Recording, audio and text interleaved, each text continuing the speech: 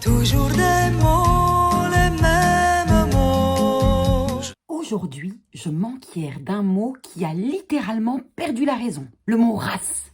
Hashtag raciste. Étymologiquement, la race avait à la naissance une sœur jumelle. La raison. Mais on a vite compris qu'avec cette paire de jumelles, la vision à long terme n'allait pas être la même. Toutes deux nées de mère latin ratio, que l'on retrouve dans l'expression de Cicéron au prorata, soit une division proportionnelle, un calcul, un classement, un système en raison de quelque chose.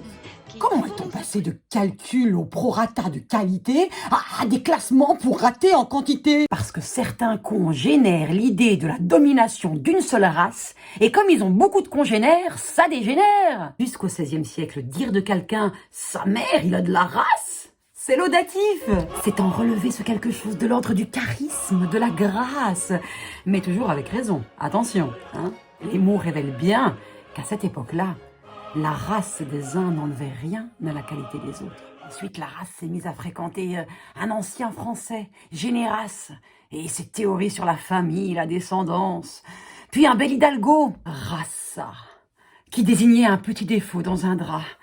On en garde d'ailleurs l'expression rassadi, on est dans de beaux draps. Et l'on ne croyait pas si bien dire, car arrivait déjà sur son beau cheval blanc, évidemment, le comte de Buffon. Georges-Louis Leclerc de Buffon, qui, créationniste comme beaucoup de sa génération, il colle à la peau de la race l'étiquette de dégénérescence des espèces. Espèce de Buffon. On t'a quand même déjà dit que t'avais un nom ridicule, non? Et c'est ainsi que la race perdit la raison. De rage, elle déploya un florilège lexical mais ahurissant. Par exemple, l'expression ultra raisonnable et raisonnée, vous en conviendrez. Je vais te niquer ta race. Attends, mais quand tu dis niquer ma race, tu veux dire toute ma race? Oh, je crois juste que si tu veux niquer vraiment toute ma race, va falloir que tu sois dans une forme olympique, Ah, ça risque de prendre du temps. T'as prévu un truc vendredi? Ah, nul. Ah ouais, va falloir que tu traces.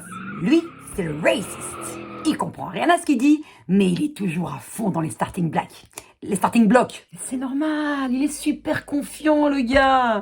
Il a adhéré à un système, ce fameux ratio, qu'il établit, lui, comme modèle de vie. Moi, je suis loin d'être un modèle, mais je suis pas mal anti-conneries en ce moment. Alors je le fous au bac, ce mot de merde. Quoi? On a bien inventé les mots valises, on peut inventer les mots poubelles, non? Voilà, j'inaugure le bordel. Parce que même l'étymologie la plus osée ne saurait justifier ni expliquer l'inhumaine bêtise des plus grands frustrés. Tout le monde voudrait être anti quelque chose à un moment, évidemment. Alors qu'on devrait juste être tout simplement plus souvent antillais.